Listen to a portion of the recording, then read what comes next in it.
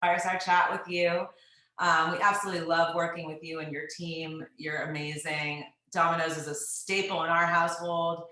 Those lava cakes are insane. I would say probably number one dessert for our family. And so, I think something that both Snap and Domino's have in common is this continued investment in innovation. And over the past few years, Domino's has been delivering to customers at beaches, at different hotspots, places with no addresses, physical addresses, driverless cars, so much innovation that really is continuing to show that Domino's is a tech company that makes pizza.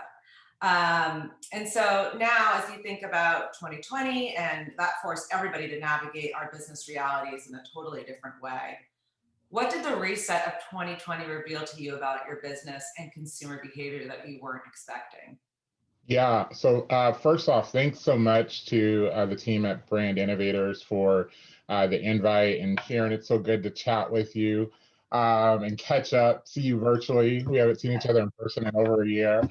But 2020 was a crazy year for everyone, right? And it was no different for Domino's. And it really, it was, I remember walking to the office and, having the meaning of we have to really kind of just scrap everything that we were thinking we were going to do this year and start over. And it was important that we did that because what's most important, if you think about all the innovations that we've had over the many years, 60 years that the brand has been around, they've all been anchored in our customer and the needs of our customer, the benefits that we can provide to our customer.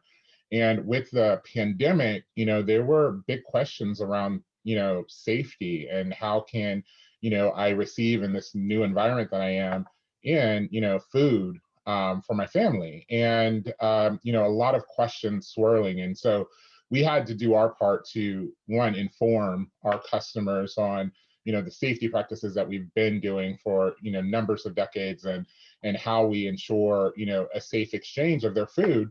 But we also had to invent new processes like contactless delivery, right? Like that was new. And so we, came up with the pizza pedestal, which is a small cardboard box that we would put down on the ground. So that way your pizza's not sitting on the ground, that there's a barrier in between. But like small innovations like that, and also larger innovations like our entire Carside pickup process and other things that we've added to the system, were a result of this new environment, the new pressures and concerns that our customers had. And at the end of the day, what was most important is that we wanted to ensure that we could maintain our relationships with our customer, but do so in a safe way for both our customers as well as our team members. And so a lot of our innovation was just thinking of new concepts, new approaches, rethinking everything that we again had planned for the year, to really hit the messages and the conversations and build the processes that were going to be most needed for our customers. Yeah, it's awesome. I've definitely gotten the little box where my pizza sits on top. So that's a great innovation that I certainly wouldn't have thought about. And so when you do look back, what are the big bets that you guys took pre-pandemic that you really feel were able to set you up to be so nimble going into when the pandemic started? Yeah, I think what was really important and what the pandemic, highlighted was that one, we were in a new environment that forced us to think and do things differently. And so for us, part of that was sending the whole organization home, and how do we do that in an environment where we're extremely collaborative at Domino's? You'll see whiteboarding and people in huddles and corners, talking about the next thing. And, we had to understand how we can maintain that collaboration in a new environment. And so that was a change for us, but one that we were able to manage through. And the bet that we made before that was that we were already investing more in technology to help facilitate those type of environments. The organizational structure was important in having, our organization really has alignment against our goals. So my peer on the IT side, my peer on the analytics side, we all have the same goals and objectives for the year. And as a result, that helps us since we pivot, we all pivot. It's not just one part of the organization pivoting and the rest trying to catch up. or having, conflicting plans and objectives. And so, that organizational structure also helps support, a movement in the directions that we needed to based off of what we needed to do and accomplish. So the organization, was already structured for a world of agility and responsiveness.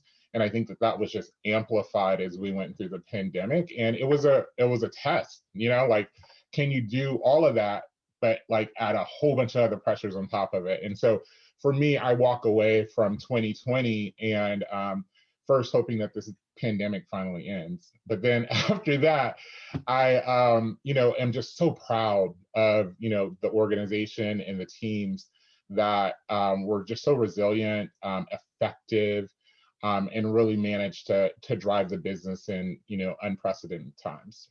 Yeah, I mean, I think for us at Snap, virtual working realities have truly allowed for just a more inclusive and equitable culture. And so when you take a look at Domino's, which is, a very innovative organization, but traditional and, sort of the way we were of coming to work every day, there was no work from home policy. How has virtual really impacted the culture? Yeah, I mean, I think that, virtual has a lot of benefits, right? Because one, we have a pretty big building and that walk is a lot. It's I've always, been to that campus. It's amazing. and so like that walk is a lot. And it's probably why I also, added weight during the pandemic because I wasn't getting that walk every day. But the time saved and, just being able to rotate through meetings and conversations, leveraging, chat functionalities and things like that to ping people, to substitute, drive-bys that we would normally have and check-ins and things like that. They've all kind of been kind of nuanced or new ways to do the same kind of things that we've done.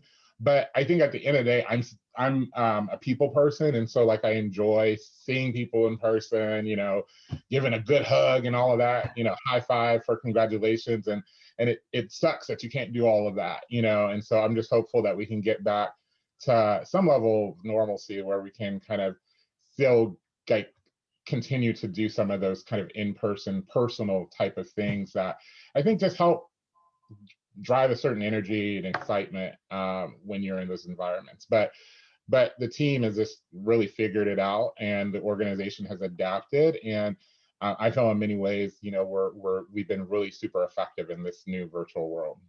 That's great. I mean, the numbers show for itself, right? So I think you guys are doing great. So looking into the future, how is Domino's thinking about 2021, 2022, plans to account for where consumers are at the moment and in the future? Yeah, I mean, 2021, especially on the media side, is going to be a really interesting year, right? Today is D-Day from an iOS standpoint, and Mhm. we're watching to understand kind of the new dynamic that exists as a result of the changes from iOS 14, how it impacts measurement and viewability of performance is, our big questions that we're wanting to answer this year. We still have a lingering pandemic that we're still working through, as a world. It's a globe. And so 2021 is not, just a clean cut year. It's not a return to normal. There's still going to be a lot of nuances. But I think that in certain areas, specifically as we talk about like the evolution of media and where it's going, I'm kind of excited, because not everyone gets the opportunity to be part of, a very dynamic shift in an industry. And I think that we all are. We're here to really kind of set the tempo of what this new world with, enhanced views on privacy from both the publisher side and from the device side, and what that means, and what media means, and how users are actually consuming media and where they're consuming media has changed very drastically from where it was just a few years ago. And so I think 2021 will be a very interesting year as we all kind of learn and understand the new dynamics at play and how they impact all of our respective businesses. Yeah, I mean, I think that's a great segue to my next question of, what media buying levers or new levers are you pulling to just stay nimble? Yeah, I think it's this, constantly evaluating the space that we're in and what the opportunities are. Sharon, very well, like for us, performance of our media is very important. Tracking and measurement of our media is extremely important. we have to ensure returns on our investment. And specifically, as we talk about our digital house, we have a very stringent view of performance based off of incremental return on ad spend. And so for us, it's evaluating that when we're still getting that performance lift and incremental lift from all of our publishers and partners, but then also just understanding the landscape and how it's changing and what else might be out there. So I think it's a constant evolution, constant testing and learning, especially right now. I think that if there's anything I can tell, anyone, is that if you're not out testing and understanding your media, you need to do it as soon as possible because the dynamics are shifting and you need to understand how that's impacting your brand. And so, we are along that journey with everyone else. Yeah, and the sophistication Domino's has there. I mean, we learn so much from you guys. It's incredible. So definitely a leader in measurement and conversion lift. It's really great. You challenged us, so we like that. And it's been so important for us because our franchisees are investing, in our advertising, and they're expecting a return on that investment. And through our lift testing and view of incremental return on ad spend, we're able to, have more comfort in the areas that we're spending, that they are actually having a meaningful impact on the business versus, paying and praying that that you're going to get a result at the end. And I've been on that side too, so I understand very well. And so I feel really I feel really privileged in having the benefit to be part of an organization that has had a very stringent view on performance and really has partnered with organizations like Snap to identify how we evaluate media, how do we understand the effectiveness of it, and then how that then impacts the brand and the business. And so it's been a fun journey, and I really see such value in how we approach things. It means that we're not doing everything with everybody, but we know that what we're doing is actually making a difference. Yeah, for sure. So the disruption in consumer behavior that we all lived through in 2020 will definitely lead to a wave of innovation and new thinking. At Snap, we've always been known that AR is just a powerful tool to engage new consumers. And in 2020, this knowledge was an unlock for many of our partners. Today we average about 200 million Snapchatters who are engaging with AR every single day. So I know you have tapped into augmented reality as well. So I'd love to talk a little bit about how you've innovated in that space and other technologies. Yeah, and specifically for us, our biggest dive into the space was probably 2019 when we launched our Points for Pies program, where we built an AR feature within our app that allowed you to scan for the incident of pizza or the occasion of pizza.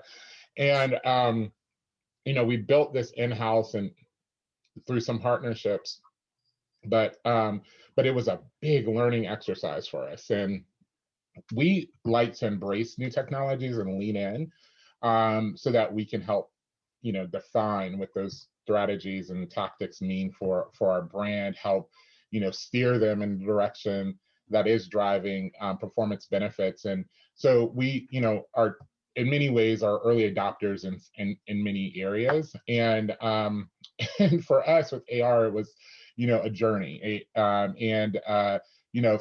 the fact of, we were scanning all these pizzas because we needed thousands of variations of pizza because pizzas come in 5 million different ways. And the whole premise of the program was that, we at Domino's love pizza so much that we're willing to award our loyalty points to anyone that eats pizza, regardless if they buy it from us or not, just because we love pizza so much and we want other people to enjoy it. And so in order to have a device scan every type of pizza, it means that you have to train it. And so going through that training process, understanding how it works and in the back end, how we overtrained it to think that like tables were pizzas too, because we had so many images with tables, Right. like a great deal of learning. And so I think that, when you have those opportunities to try out new technology, and maybe even not new technology for the world, but new for your brand, kicking the tires and learning how it works for you is always just a fun undertaking. Yeah, I love it. And we definitely feel your pain on the training of the camera. We definitely have that down now, but it definitely is something we continue to innovate on. So let's talk about the Able, and I was like, ooh, that could be it. yeah. All right, let's talk about all the roles you keep taking on at Domino's. I feel like every time we talk, you have a new responsibility, and I don't know how you fit all those hours in the day. But I'm very intrigued by the new role you've taken on to include product development. Can you talk a little bit about your involvement there, how that came about? I think that's such an exciting area that's I haven't seen before in terms of somebody who's running a whole marketing organization. Yeah. Yeah, take the digital guy and put him on product. But it has been an amazing and exciting journey. I've personally learned so much through this process, and taking my experience on the digital and e-commerce side and applying kind of the transferable elements to product, and from evaluation, testing, and decisioning, all of those things, you find kind of what the overlays are, but there's a lot of stuff that does not overlay. And so there's a lot of learning, and it's been really fun to, be in with our amazing R&D team and test kitchen, and, watching the things that they do, and with our product marketers, and as we launch new products. And, last year we had our two new specialty builds that were launched, our chicken taco and cheeseburger pizzas, which, if you haven't tried them, are phenomenal. You gotta get those, as well as some other work. And it's just been really fun to see that ideation process turn into the reality of a new product, and then to watch people enjoy it. So I really now feel like I have full circle of kind of the experience of, and kind of intimate exposure into the mechanics of, from the acquisition to the purchase through to the actual, enjoyment of the product, and kind of how it all works together. So it's been a super, super fun ride so far, and I'm looking forward to what's to come. Good. Well, me too. I'm excited to see what's coming and what's new. I'm sure you can't share, so I won't ask you. Can't say anything. No? Okay. Well, I'm sure it will be good. And that test kitchen is one that I have wanted to get into for a very long time. I thought I had a chance there for a minute, but that was a no.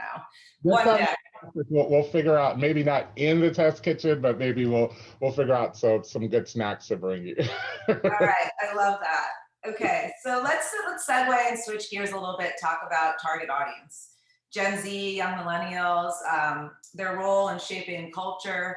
Snapchat's grown alongside this audience, this generation, and we're now up to 280 million daily active users, reaching 90% of 13 to 24-year-olds, and 75 of 13 to 34-year-olds. That's a mouthful. And I know you're very familiar with this Gen Z millennial audience as they're graduating high school, college, starting families, etc. When you think about the target, how are the new behaviors altering the media buying approach? TV at home versus mobile, media advertising. How do you think about that? Yeah, I think it's just important for really any brand to just kind of have a good understanding of who your customers are. And for Domino's, our customers, we have such a wide range of different customers. From the Gen Zers to the baby boomers and beyond. And so it's really about just being relevant in messaging, and being at the right place at the right time for those audiences, and driving the inspiration of a pizza occasion that maybe you weren't thinking of, and that's why, we do things like advertise in Snap and in Instagram and all these other places, is because of the fact that we know that we want to be part of your everyday life. We want to be part of the conversation as you're kind of going through, and that's really applicable for all generations and all segments. And so I think that what you find is so much commonality in consumption, and you're seeing that that's actually growing, right? That some of the more underpenetrated demos are growing with their consumption of digital products and things like that, and so you're finding a lot more symmetry, but there's still nuances. And for me, it's really important to understand where the value sets and where we can drive performance gains, because every tactic doesn't work for everyone. And so that's why, for me, as stated earlier, testing and learning is just such a big part, because we can't assume that we can just take a tactic from one platform, hit it here, and it's going to function the same. Audiences are different, the environments and the user experiences are different, so the consumption is different. And so really just kind of tailoring your program based off of what works, and ensuring that that's where you're placing your bets and you're leaning in is really what's been most important for us. That's great. And so I think one thing that's really unique about Domino's in the structure of where you've brought all your social media buying in-house, right? Which is probably no small task. So I'd love to understand from you what you feel like the big advantages are there, and maybe some of the challenges that you weren't expecting or you're seeing with that structure in buying. Yeah, I think that, there are a number of advantages in having, access to the intricacies of campaigns. There are so many factors that go into the dynamics of an ad, and the audience tracking, the overall platforms, and to be able to understand the nuances of that internally, and not have the dependency of other parties to kind of tell us that story has been, I think, a big part of it. But I think that as we've been very laser focused from a performance standpoint, being able to connect the dots back into, our internal, data systems and things like that to do the evaluations and really understand the performance, gives us a little bit of an advantage when we have all of that internally. We're not trying to connect the dots to all these different third parties. And so, it's good for us. I think we are challenged with, every day with trying to find what's next, what's new, what can we do to continue to optimize. So it forces us to stay well versed and to keep strong connections with our partners and publishers. And so I love the fact that we do it internally, the conversations that it drives, the way that it's driven kind of other aspects of the business to think about testing and performance monitoring. It's just been really beneficial to have that skill set live within the organization. Awesome. All right, I'm going to ask some questions that are coming from the audience, and then save a little time at the end for a fun little lightning round. Very excited about. All right, so I'm just going to read through the chat here. And the first question is, the past year, we've seen incredible innovation across all industries. Tell us about new innovation ways your brand is connecting to consumers today. Yeah, I think that, there are, I think innovation for us is such an important practice. We have, a chief that oversees our entire innovation practice that thinks about how we connect the dots and all the different experiences that a customer has with the brand. And I think it's easy to think of innovations in like one area, like just technology. But, there are innovations that we need across the full spectrum of the touch points with our customer, as well as within the operation. And so I think innovation is so broad for us and for many organizations that it's not siloed into kind of one tactic, one area, one focus. But I think understanding where you add the benefit, where you can improve the value of the relationship is really where I think those innovations most pay off. All right, so what is your favorite marketing campaign that you've worked on? Probably I think Points for Pies was my favorite, because it was just such a ballsy campaign. Like, who says that? Who says I'm going to reward you for buying from our competitor? Like, that's just something that just no one does that. So for me, that was really fun to participate in such a bold and ballsy campaign. Yeah, I love that campaign. And I love pizza, so there you go. It's a win-win. All right. So how do you approach emerging media channels, and how do they factor into your overall strategy? Yeah, for emerging media channels, the first step is to really test and understand those platforms. So for us is ensuring that there's a lift platform sitting behind the infrastructure of those platforms that gives us the ability to understand the true incrementality of those platforms. And then many times we've partnered with those publishers to actually build those things out so that way we can do the evaluations and be comfortable with the investment. So for us, it really comes down to performance and, how is this, platform providing benefit for us, and looking at the actual revenue performance or incremental return on ad spend generally is where we put a lot of our weight. All right, so many brands have drastically reduced media budgets over the past year. How has your media plan adjusted? If your budget has been reduced, have you gotten more creative and efficient with your strategies? I can't lean into specifics on our budget, but I will say that that it is really important for us to just continue to push where we can, and so that might mean shifting from one area to the other, looking at where opportunities exist, looking at all of our efficiencies across our entire media landscape. And so all of that is part of kind of for us evaluating what makes sense for us from a media standpoint.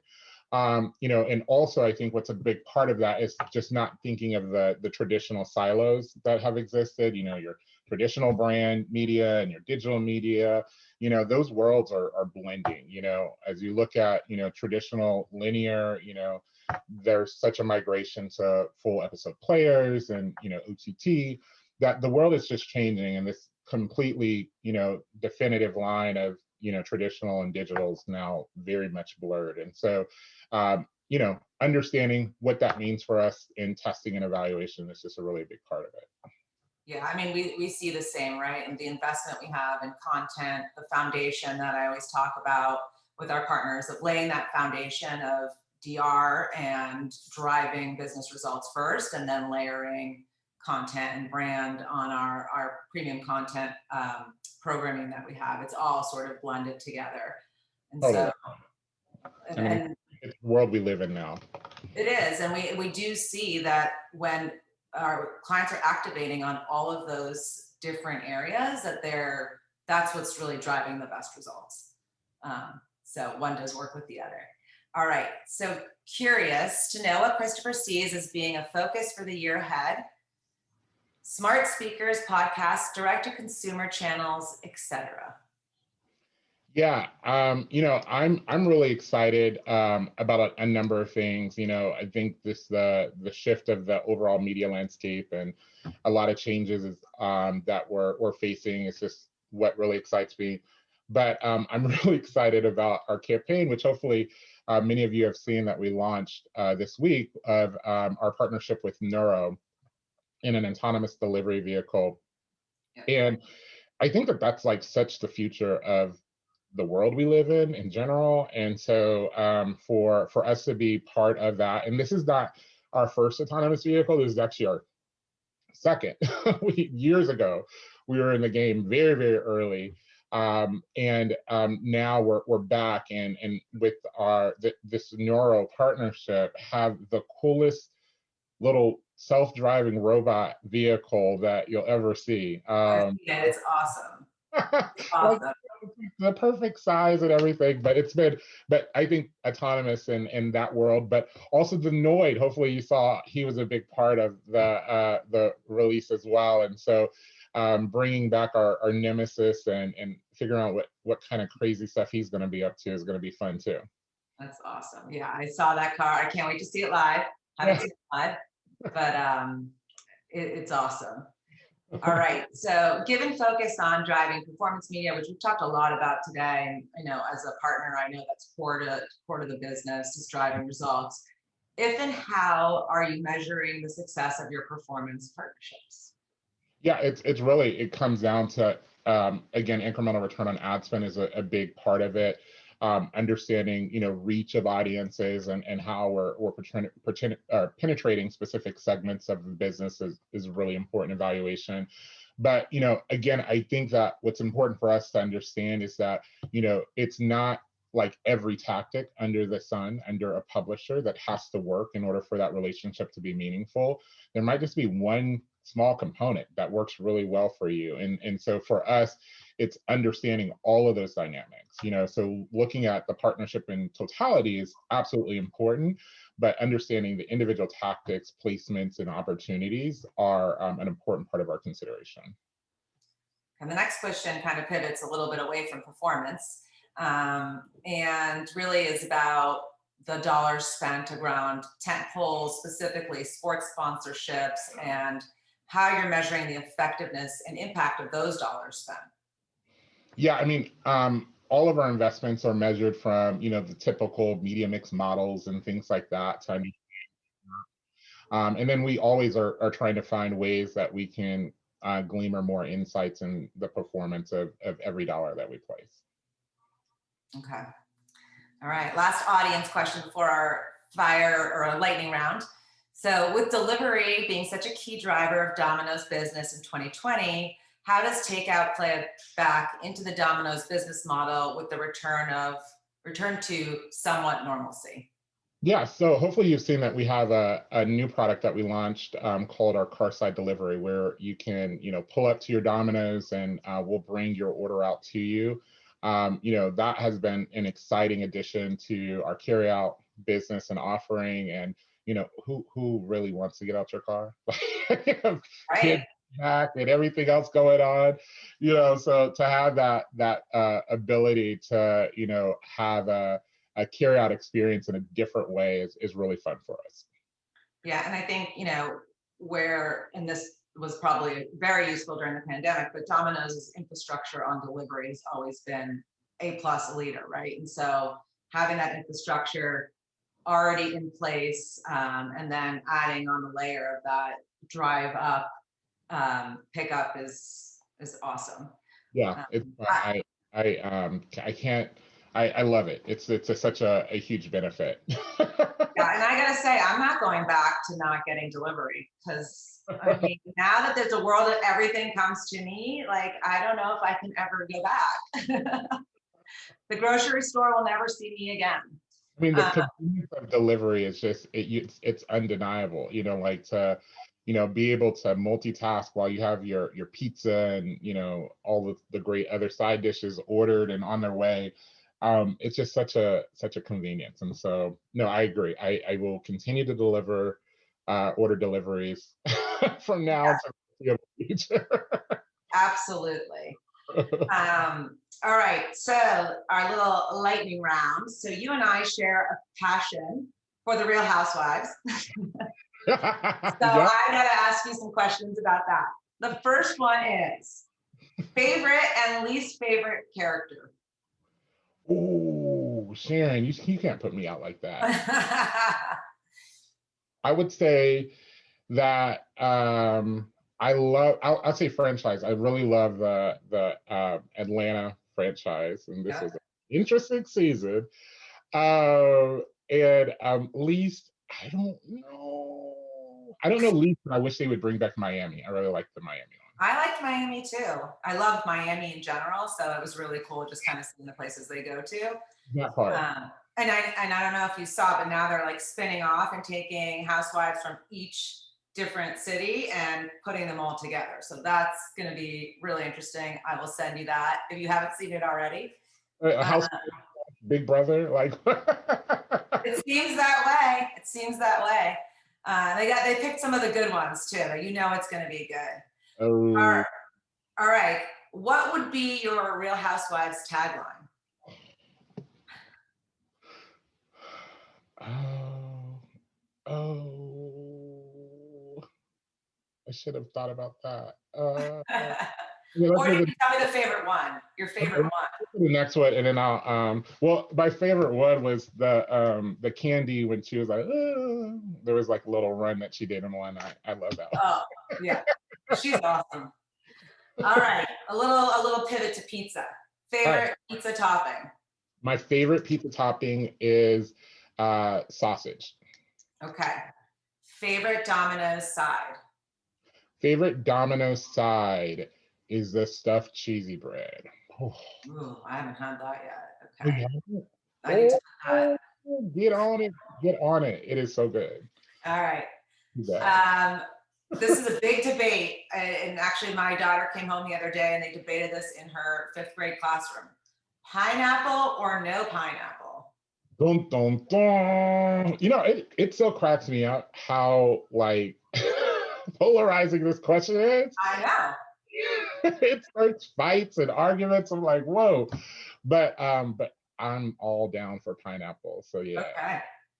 Okay. I asked her when she came home, because you're right, it did get this full debate going in a 5th grade classroom. And she said that the winner was pineapple. So You can't go wrong. Like a good, Hawaiian pizza is a win. the sweet, the salty, absolutely. All right. Last Amazon purchase. Last Amazon purchase, I bought. Oh, I don't know if you guys have seen the commercial of that lint. It's not a roller. Oh yeah, the lint. shaver. Yeah, the little shaver. I got that. It works too. Have you used it? It does. It really does. I pulled it out and I was like, this is not gonna work. And I was shocked. I was like, all right. My couch was looking brand new. But my arm was like, didn't need to go to the gym that day. Yeah, that's the exercise for the day. Yeah, exactly. All right. Outside of the Housewives, you and I also, I think, share a passion for fabulous shoes. And I can't see you in person right now, but every time I do, you're wearing amazing shoes. So what amazing pair do you have on today, or will you pull out from behind you? Because I see all of them there. Yeah, no lie, I have on absolutely no shoes right now. Okay. Chilling, barefoot. Right, me too. But yeah, I'm definitely a Nike fan. I love a good Jordan. Awesome. Do you have one that's on your upcoming list? I have one that I have my eye on, but I'm not sure if I'm going to do it or not, because I'm like, I don't know if I want to spend that, but we'll see. All right. So TBD on that. And the next time we chat, I'm going to ask you to see them or not see them. We'll see. This has been so lovely. I always love talking to you. We love working with you guys. And I hope we get to, continue our partnership, and thank you to Brand Innovators as well for having us. Yes, thank you so much for having us. It's fun. Thank you for allowing us the opportunity to leverage this platform just for us to catch up. Yeah. Seriously, I was going to say, you guys, again, you should have your own show here. I've learned so much, not just about pizza, but about Real Housewives and we could go on for a long time. Yes, really go on for a long time. Pineapple pizza and and I was wondering what was in those boxes behind you. Now I know it's all shoes. Wow. So that's great. I do want to tell a little nice story about Domino's, which I had prepared, was that, just what a part of our life it is. I remember when my son started college a few years ago, we were talking, he's like, oh yeah, we ordered Domino's last night. I was like, yeah, we used to do that when I was a freshman too, all the time. And it was like this nice, across the generation sort of thing about how much Domino's has become part of our lives for all that, which is pretty cool. And it's great to see, and great to see what you guys are doing with the brand and how well you have sort of played off reaching out to the next generation, making yourselves relevant for them. And then also, benefiting from this delivery boom, which I completely agree with you, Sharon. Like I used to sort of look forward to going to the supermarket. It was kind of like no kids, nobody to bother me. And now it's like, yeah, just fresh directly. And I don't know how much of it is because it's like kind of still creepy to go. Like I've been vaccinated for a while, but it's still sort of creepy to go in the supermarket and everybody's got their mask on. They kind of jump away from each other. And I'm like, yeah, this isn't fun. But hopefully that's going to get better real soon. So. Well, I'm not going back, Alan, but yeah, I don't decide. The online I have a Amy, when you were like, what's the last thing you ordered from Amazon? I was like, today? Because it's like, constant, and then you have that, what do they call it? Amazonnesia, where the package shows up and you're like, what is this? What did I order? Always at midnight too. Yes, exactly. Well, anyway, guys, thanks so much for being part of this. You're really great. And now we're going to move on to our next presenter, who is no stranger to the Brand Innovators stage.